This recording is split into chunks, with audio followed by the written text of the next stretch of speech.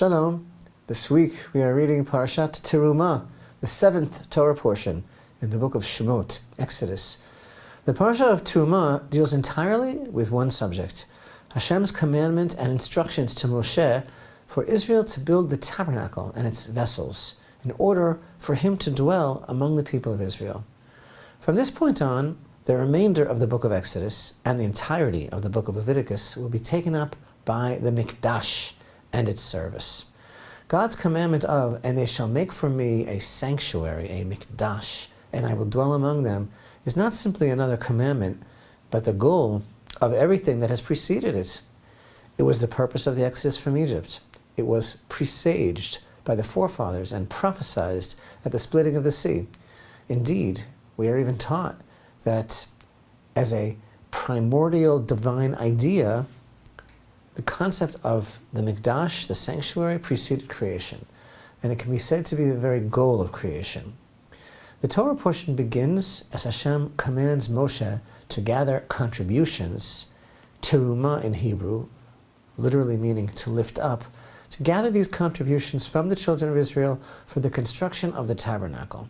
Specific materials are needed for the particular vessels and items.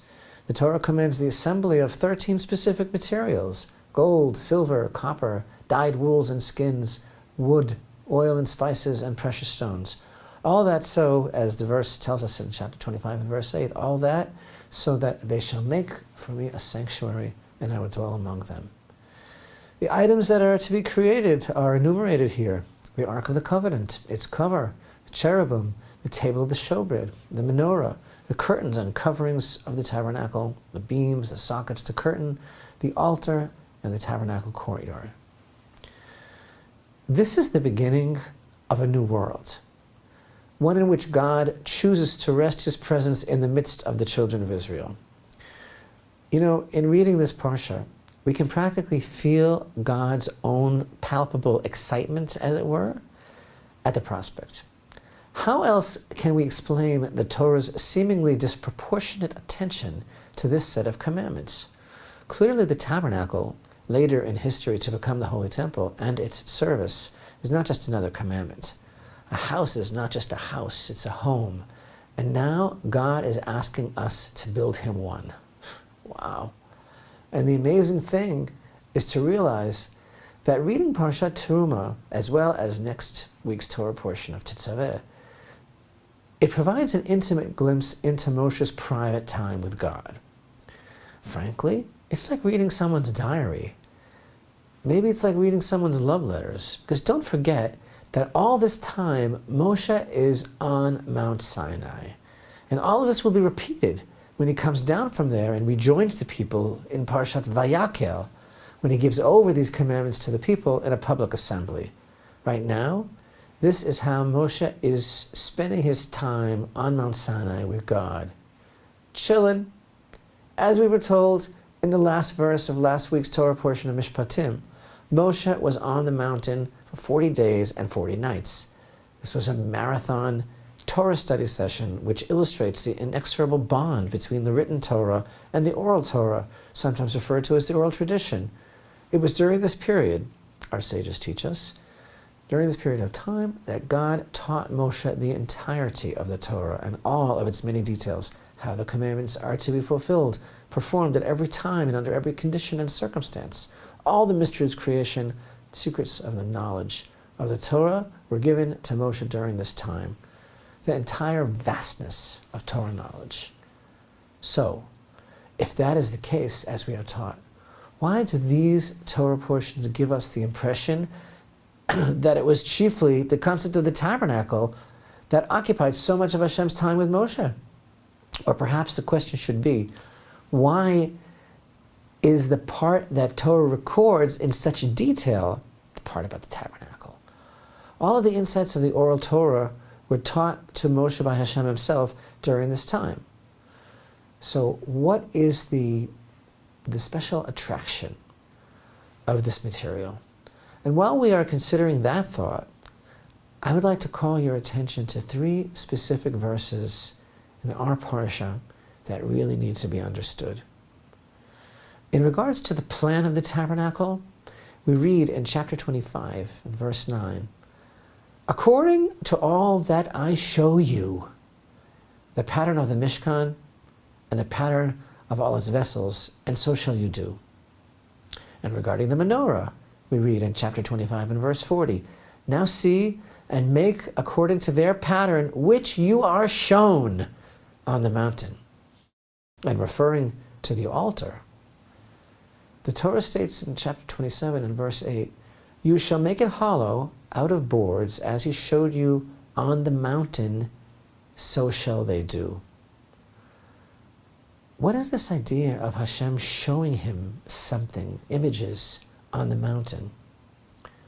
So while Hashem taught Moshe and transmitted to him every detail of every one of the commandments, with every possible variable in detail, including all the commandments that are part of the concepts of the tabernacle, which became the Holy Temple, God specifically taught him everything, but there are three particular points that the Torah actually bears witness and testifies somehow here in these three verses, that God himself showed them to Moshe. He showed him the pattern of the tabernacle and the pattern of all its vessels, the plan of everything, and images of the menorah and the altar. And regarding these two items, the Torah specifically uses the expression that Hashem showed him on the mountain, meaning Sinai. What is this teaching us, emphasizing to us? That they learned these things together on the mountain? As we've already stated earlier, the Torah already informed us in the last verse of Parshat Mishpatim that Moshe was on the mountain for 40 days and 40 nights, and we already know that it was during this period that he was taught the entire Torah. But yet, only these three things, plan of the tabernacle, the menorah, and the altar, only these three things was Moshe shown in the mountain. So open up your hearts in the deepest way.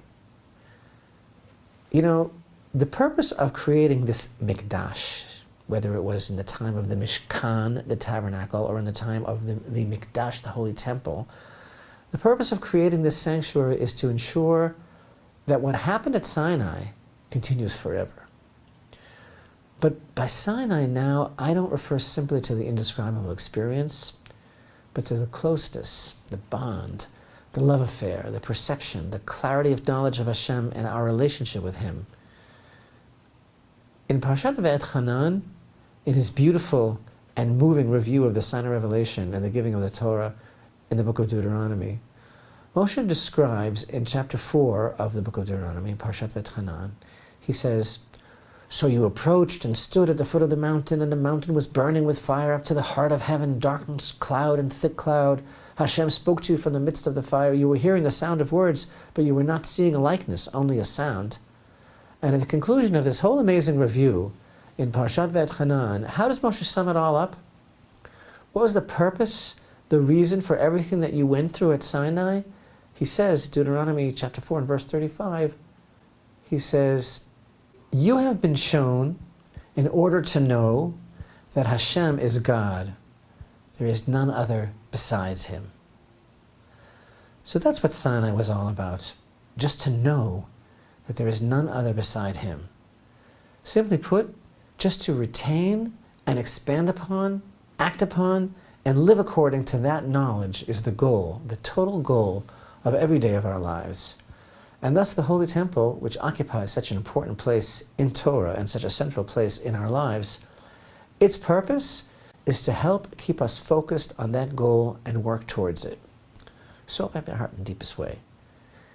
Each of these things, these three elements that Hashem showed Moshe in the mountain, represents a hugely novel idea in the world, a totally new direction for humanity, which is unprecedented in human experience and history.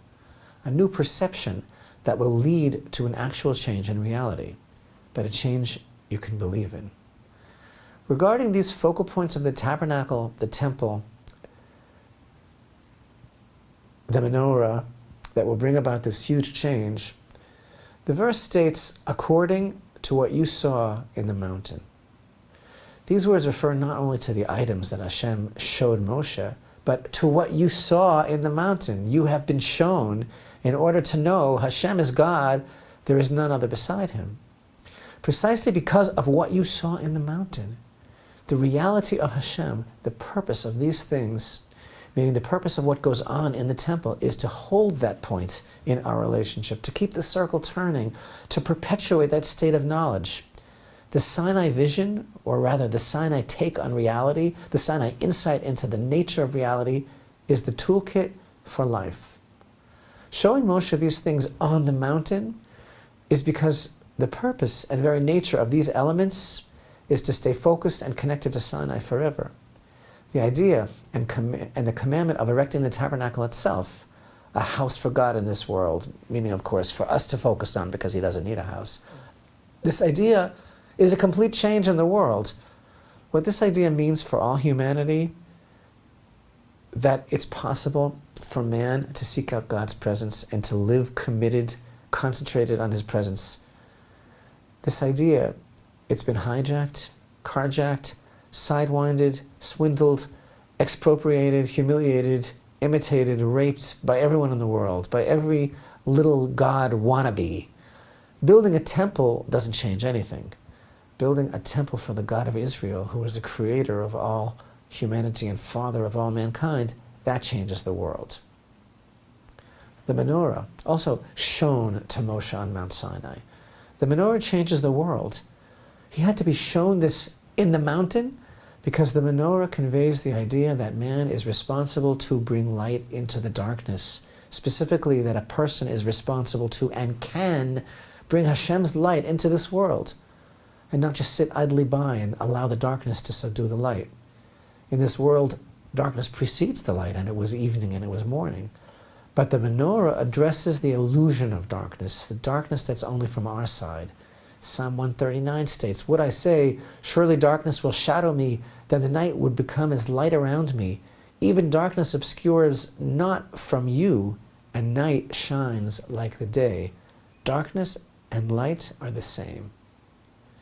It's the divine light of the Shekhinah that shines forth from the menorah and lights up the darkness of this world, but it needs to be kindled by man. And that is what Sinai was all about. And thus God showed Moshe on the mountain. This is what he had to be shown because this is the message of Sinai. Also the altar, Moshe was shown at Mount Sinai. And this is perhaps the most unprecedented idea of all, that God's will is even manifest in the lowest strata of creation, that all of existence can be elevated to play a part in a cosmic unity and harmony that recognizes man's search for redemption through his effort to refine his nature and rise above his base instinct. This is very Sinai-esque. At Sinai, Israel understood that nature is nothing more than an illusion that conceals Hashem's perfect unity. At Sinai, when the heavens opened up and they heard Hashem's voice speaking more than one word at a time and perceiving no form, they understood that no two moments are ever alike in Hashem's world. Sinai is the secret of living life in a state of constant renewal, and this is the purpose of its extension, the Holy Temple. Several weeks ago, in Parshat Bishalach, we learned about the man, the manna, the bread from heaven that God provided for Israel in the desert.